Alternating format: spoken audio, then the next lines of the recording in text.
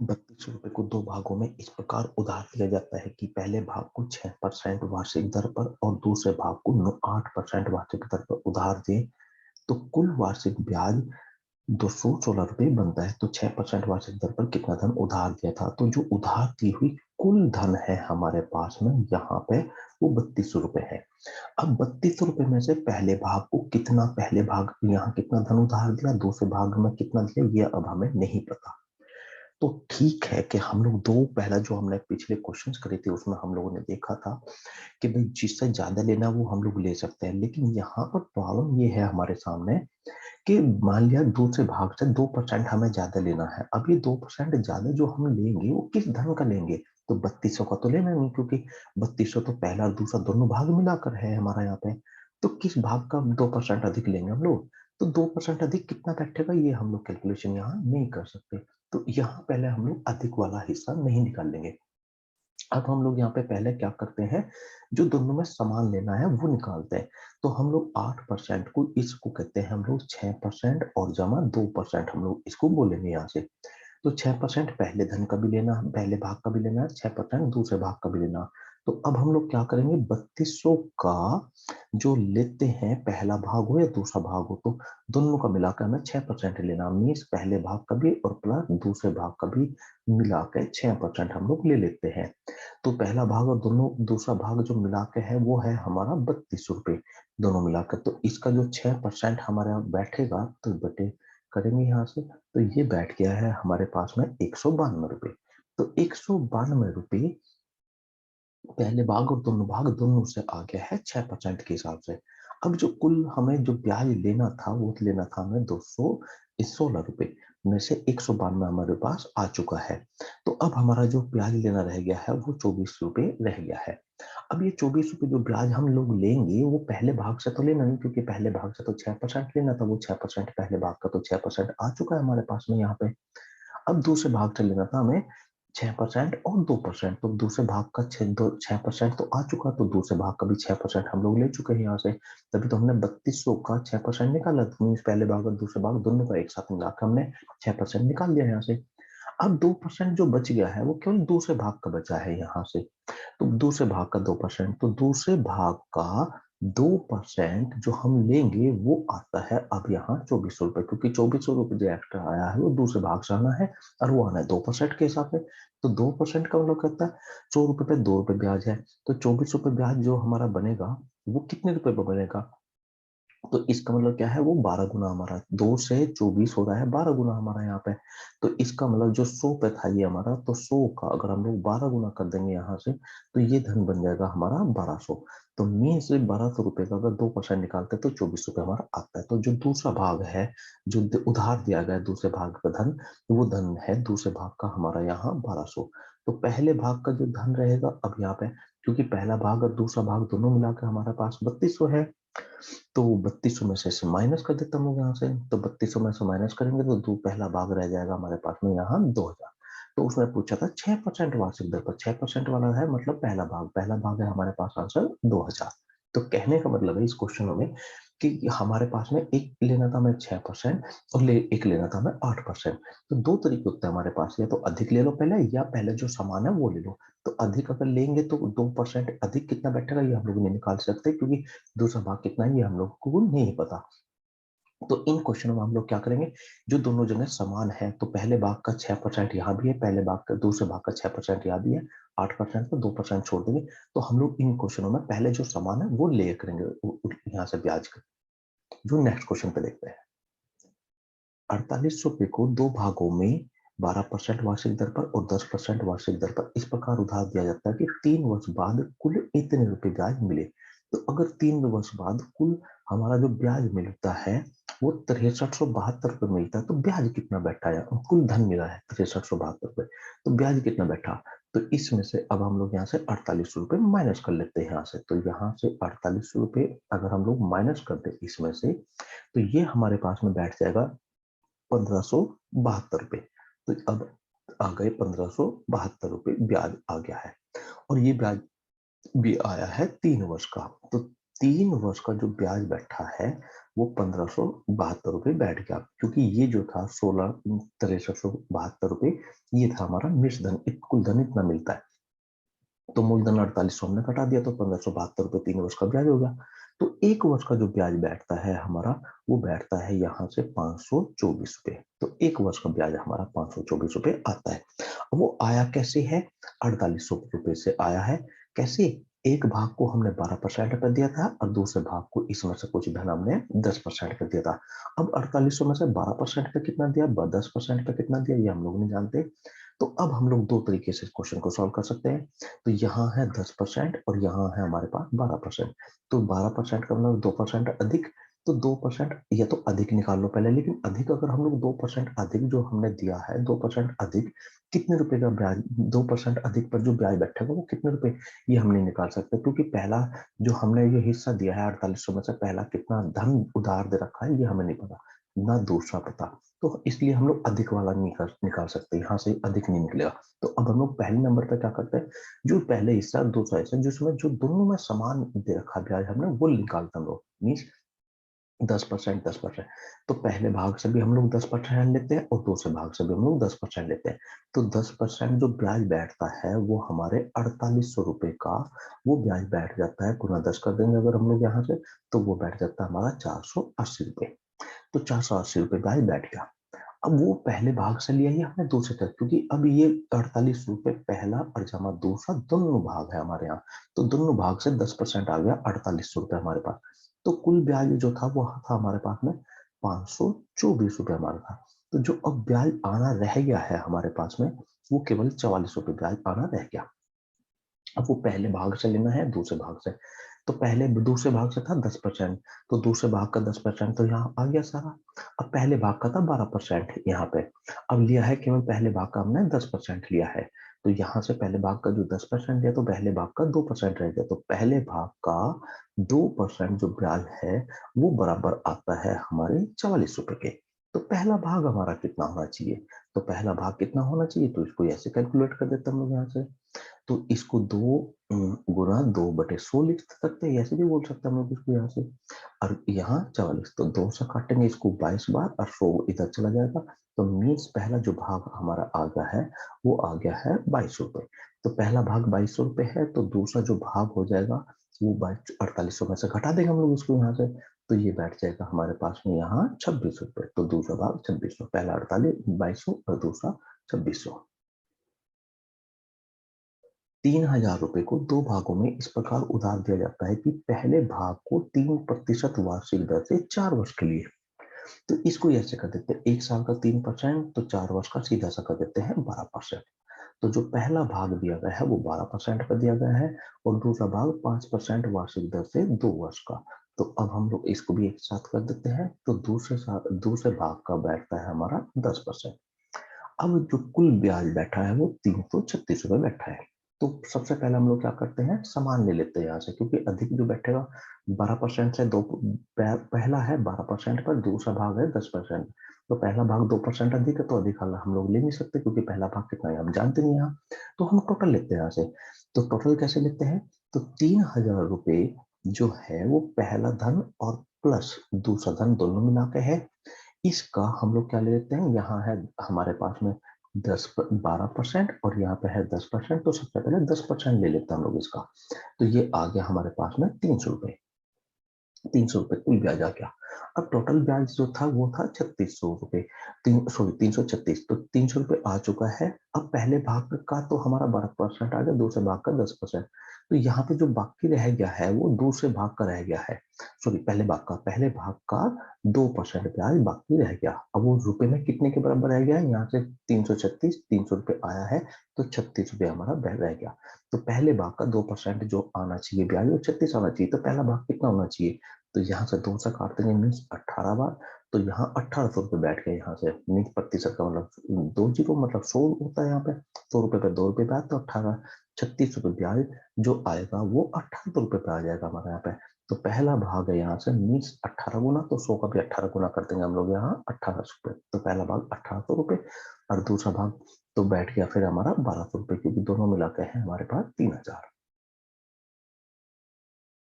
18,000 रुपए को 2 भागों में इस प्रकार उधार दिया जाता है कि पहले भाग को 3.4% वार्षिक दर पर और दूसरे भाग को 7% वार्षिक दर पर दे, तो उधार दें तो कुल 5% ब्याज हमें मिले। 5% वार्षिक लाभ कह दो या ऐसा ब्याज कह दो, ब्याज मिले। तो यहाँ पहला भाग जो दिया गया है 3% वार्षिक दर पर दिया गया है, दूसरा भाग जो दिया गया है वो 7% वार्षिक दर पर दिया गया है, और जो दोनों पे कुल लाभ हमें चाहिए यहाँ से दोनों का, मतलब दोनों से, मतलब यह कह सकते हैं इसे दूसरी भाषा में कुल ब्याज जो आएगा वो आएगा हमारे पास में 5%। अब पहला भाग कितने पर, दूसरा भाग कितने पर, तो इसको हम लोग को हमेशा ये करते हैं पहले भाग पहले वाले का से लो या दूसरे से लो, या कह दो दोनों से है 5%, तो इसको हमेशा ही ऐसे करते हैं हम लोग ये वाला चीज। तो 3%, 3.4 से 5% करना तो 1.6 हो जाएगा अंतर यहाँ, और इसका अंतर 2। तो हम लोग क्या करते हैं अंतर को अपोजिट कर देते हैं, तो जो पहले से अंतर आया है 1.6 तो वो दूसरे का अनुपात बन जाता है, और जो दूसरे से आया है 2 वो पहले का बन जाता है। तो यहाँ पहला धन और दूसरा धन है 2:1.6। अब पॉइंट हटा देंगे हम लोग, तो यहाँ 0 लगा देंगे। अब 4 से काट देंगे तो 5:4। तो पहला भाग का जो रखेंगे 5 रुपए और दूसरा भाग रखेंगे वो 4 रुपए, ये मीन्स 5:4 में। तो ये हम लोगों ने पहले ही बेस सीख रखा है। तो पहले भाग को और दूसरे भाग को बनाना है कुल 5, तो क्या करते हैं दोनों का पहले का अंतर निकालते हैं, वो दूसरे का अनुपात बन जाता है यहाँ से, और जो दूसरे का अंतर आता है वो पहले का अनुपात बन जाता है। अब यहाँ से अब ये कुल धन हमारा है 9, और जबकि कुल धन बनाना है हमें 18,000, तो हम लोग बढ़ा देंगे यहाँ से। तो 18,000 बनाना है फिलहाल अभी 9 अनुपात में, तो क्या कर देंगे हम लोग दुगना कर देंगे, 2,000 गुना मिल गया हमें यहाँ से। अब बताना है यहाँ से बड़ा भाग कौन सा है, तो बड़ा भाग ये वाला है 5 वाला है, तो गुना 5 करेंगे, तो मीन्स आंसर है हमारे पास में 10,000। यहाँ पे 0 लगेंगे, तो आंसर है हमारे पास में 10,000। एक आदमी 4720 रुपए को 2 बैंकों में इस प्रकार जमा करता है कि पहले बैंक का 17/3% वार्षिक दर से 3 वर्ष का ब्याज और दूसरे बैंक का 25/4% वार्षिक दर से 2 वर्ष के साधारण ब्याज आपस में समान हो। तो मीन्स पहले बैंक का जो ब्याज देगा वो देगा 17/3% की दर से ब्याज जो देगा वो 3 वर्ष का देगा, और जो दूसरा बैंक देगा वो 25/4% की दर से 2 वर्ष का जो ब्याज देगा वो आपस में समान आना चाहिए। तो अब हम लोग क्या करते हैं, जो बराबर काट देते हैं इसको, यहाँ से 3 से 3 कट गया, 2 से ये 4 2 बार कट गया हमारे यहाँ से। अब 2 को जरा इधर भेज देते हैं, तो ये हो गया हमारे पास 17, यहाँ पे पहली संख्या गुना 17 दूनी 34, और यहाँ से दूसरी संख्या गुना यहाँ पे रह गया हमारे पास 25।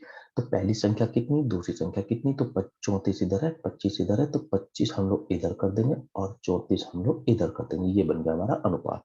तो पहली हिस्सा पहले बैंक में जमा हुआ है 25 रुपए, तो दूसरे बैंक में हुए हैं 34 रुपए, मीन 25:34।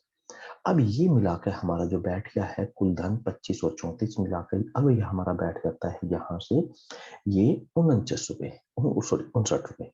अब बनाना है कुल हमें 4720, तो भाग कर देते हैं यहाँ से हम लोग, तो 4720 को भाग कर देते हैं हम लोग 59 से, तो भाग करने पर यह आ जाता है हमारे पास में यहाँ 80 गुना, 80 गुना मिल गया। अब पहले और दूसरे बैंक में कितना कितना धन जमा किया गया, पहले बैंक का निकालना है तो गुना 25 कर देंगे हम लोग यहाँ से, और दूसरे बैंक का निकालना है तो गुना हम लोग 34 कर देंगे यहाँ से। तो यहाँ से 25 अट्ठे 200 मीन्स 2,000 रुपए इस पहले बैंक में जमा करें, तो पहले बैंक में 2,000, दूसरे में ये वाले, तो आंसर हो गया हमारे पास में फोर्थ। 18,000 रुपए को 3 भागों में इस प्रकार उधार दिया जाता है। 8% वार्षिक दर से 5 वर्ष का ब्याज, 6% वार्षिक दर से 5% वार्षिक दर से 6 वर्ष का, 3% वार्षिक दर से 8 वर्ष के ब्याज साधन ब्याज आपस में समान हो।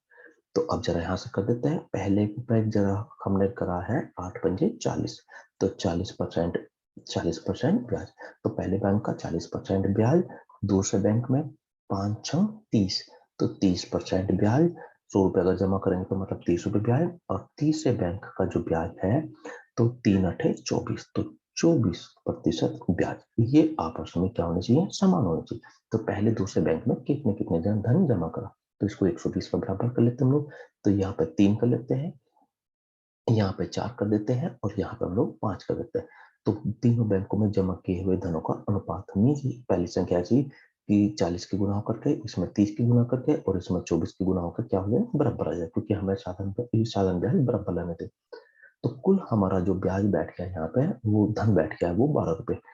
मीन 3 और 5 7, 3 और 4 7 और 5 12, 12 रुपए हमारा कुल धन बैठ गया। तो कुल धन बनाना है हमें यहाँ 18,000, तो भाग कर देते हैं यहाँ पे। तो 18,000 को भाग कर देते हैं यहाँ से 12 से। तो 12 से भाग करेंगे तो काट कर ये आ गया हमारे पास में 1500। तो अब बताना है 5% वार्षिक दर पर कितना धन उधार दिया था, मतलब दूसरे बैंक का। तो दूसरे बैंक में है 4, तो 15 चौका 60, तो आंसर हमारे पास 6,000। एक आदमी ने 29,400 रुपए अपने 2 पुत्रों के खातों में इस प्रकार जमा करे कि 2 पुत्रों के खातों में 5% वार्षिक साधारण ब्याज की दर पर इस प्रकार जमा करे कि पुत्रों की आयु 18 वर्ष हो जाने पर इन्हें समान धन प्राप्त हो। समान धन का मतलब है जो बैंक में पैसा जमा करा वो भी और जो ब्याज मिला वो भी, कुल मिलाकर जो बैठेगा वो समान धन कहलाएगा। यदि अब इनकी आयु 12 वर्ष व 15 वर्ष है तो बड़े पुत्र के खाते में कितना धन जमा किया गया था। अगर यहाँ 18 वर्ष पूरी होने पर इन्हें समान धन मिलना चाहिए। तो पहला पुत्र है 12 साल का, 18 साल होने पर अगर इसे 18 साल होने में इसके समय कितना बाकी है, तो 12 से 18 होने में 6 वर्ष। तो इसको ब्याज जो मिलेगा वो 6 वर्ष का मिलेगा। तो जो छोटा वाला पुत्र है और जो बड़े वाला पुत्र है 15 साल का, 18 साल होने में उसके 3 साल बाकी है, तो इसे जो ब्याज मिलेगा वो 3 वर्ष का मिलेगा। अब पहले पुत्र के खाते में जमा करते हैं हम लोग पैसा। तो जितना भी पहले पुत्र के खाते में जमा करा है उसमें 5% के हिसाब से 6 साल का जो अगर ब्याज मिलेगा तो 5 छंग 30 रुपए ब्याज मिलेगा। अब समान क्या करना है हमें, यहाँ समान धन प्राप्त हो तो मिश्र धन। तो 100 रुपए अगर उसके खाते में हम जमा करेंगे तो 30 रुपए उसका बैठ जाएगा ब्याज, तो उसको जो मिश्र धन मिलेगा वो मिलेगा 130। तो 100 रुपए जमा करने पर 130 रुपए उससे मिश्र धन मिलेगा।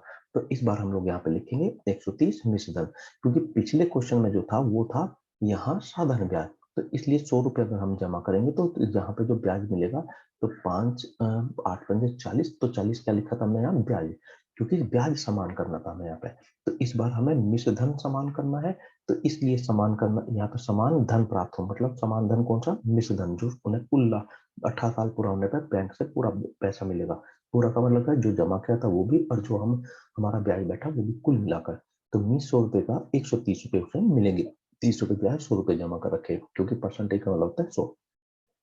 अब दूसरे पुत्र के बैंक खाते में 100 रुपए अगर हम जमा करेंगे तो 5 के ब्याज के हिसाब से 3 वर्ष का जो ब्याज बैठेगा तो 5 से 15, तो 115 रुपए उसे मिलेंगे। अब ये बराबर होना चाहिए। तो 130 इधर है, 115 इधर है, तो 115 हम लोग सीधा सा इधर कर देते हैं और 130 इधर कर देते हैं। तो दूसरा धन हो गया 130 और पहला धन हो गया हमारे पास में 115। तो मिलाकर ये बन गया अनुपात, और ये मिलाकर जो हमारा यहाँ पे बैठ जाता है, ये बैठ गया हमारे पास में 200 यहाँ से 45। अब 245 रुपये ब्याज हमारा बैठ गया है। अब यहां से हमें जो करना है, उसने कहा कि बड़े पुत्र के खाते में कितना धन जमा हुआ था। तो कुल यहाँ पे जो धन है 29,400 जमा होता है और हमारा अनुपात में बैठ रहा है 445। तो भाग कर देते हैं, तो यहाँ से काटने पर हमें मिल जाती है गुना। तो गुना मिल गई है हमारे यहाँ से 120 गुना काटने पर। अब बड़े पुत्र का मतलब क्या है, जो ये वाला जो 15 साल का था वो बड़ा पुत्र है। तो इसका मतलब उसके खाते में जो जमा करे थे हमने वो केवल 130 रुपए करे थे। तो गुना 130 करेंगे तो ये धन हमारा बैठ जाता है 15,600 रुपए। तो बड़े पुत्र के खाते में जमा हुए थे 15,600। 72,600 को 3 पुत्रों में इस प्रकार बांटा जाता है कि पहले भाग का 3 भागों में इस प्रकार बांटा जाता है। पहले भाग का 10% वार्षिक दर से 2 वर्ष का मिश्र धन, दूसरे भाग का 7% वार्षिक दर से 5 वर्ष का मिश्र धन, तीसरे भाग का 5% वार्षिक दर से 10 वर्ष का मिश्र धन आपस में समान हो। तो यहाँ मिश्र धन समान करने, तो पहले का 10% के हिसाब से 2 वर्ष का मिश्र धन, तो 100 रुपए तो जमा हुए थे और 10% के हिसाब से 2 साल का, तो 10 दूनी 20, 120 रुपए ब्याज, तो मतलब बैठ गया मिश्र धन 120। तो दूसरे का अगर हम लोग देखेंगे 7% के हिसाब से 5 साल का, तो 5 सौ 35, तो 135 1935 तो ब्याज और 100 धन जमा हुआ था, तो टोटल मिश्र धन बैठ गया 135। अगर 30 जगह देखेंगे तो 5% के हिसाब से 10 साल का तो 50 तो ब्याज हो गया और 100 धन हो गया, तो बैठ गया है 150। तो ये आपस में क्या होने चाहिए, समान होने चाहिए। अब हम लोग क्या कर लेते हैं, इन संख्याओं को काट के बेटा पहले थोड़ा छोटा कर लेते हैं। तो 15 ही कम, यहाँ से 15 आठे 120, 15 निम्मा 135 और 15 धाम 100, 15 धाम 150। अब ये हमने काट के थोड़ी छोटी कर ली। तो अब यहाँ संख्या क्या ले, पहली संख्या हम लोग यहाँ क्या माने कि यहाँ 8 है, ये यहाँ 9 है और यहाँ 10 है, तीनों को बराबर हुई। तो यहाँ 8 है तो 9 और 10 बच गया हमारे पास, तो मीन्स ले लेते हैं यहाँ से 9 और 10 की गुना 90। वैसे ही दूसरी संख्या क्या ले, तो 9 तो यहाँ है ही, तो यहाँ 8 और 10 की गुना ले लेते हैं, तो मीन्स ले लेते हैं यहाँ 80। वैसे ही तीसरी संख्या क्या ले, तो 10 तो यहाँ है ही, तो 9 और 8 की गुना कर ले लेते हैं, तो मीन्स 9 8 72। तो ये बन गए हमारे अनुपात, ये तीनों आ गई हमारी संख्या। तो तीनों को अगर हम लोग जोड़ेंगे तो ये बन गया है हमारे पास में 242 रुपए। तो टोटल हमारा बैठ गया है 242। अब टोटल बैठाना है हमें 72,600, तो 7260 रुपए बैठाने। तो भाग कर देते हैं, ये मिल गया हमें गुना, तो मिल गया हमें 30 गुना। अब हमें किसका आंसर देना है, पहला भाग। तो पहला भाग का में कितना धन था, तो पहला भाग के हिसाब से 90, तो गुना 90 कर देंगे तो हम लोग, तो 29 27, तो 27 रुपए बनते हैं।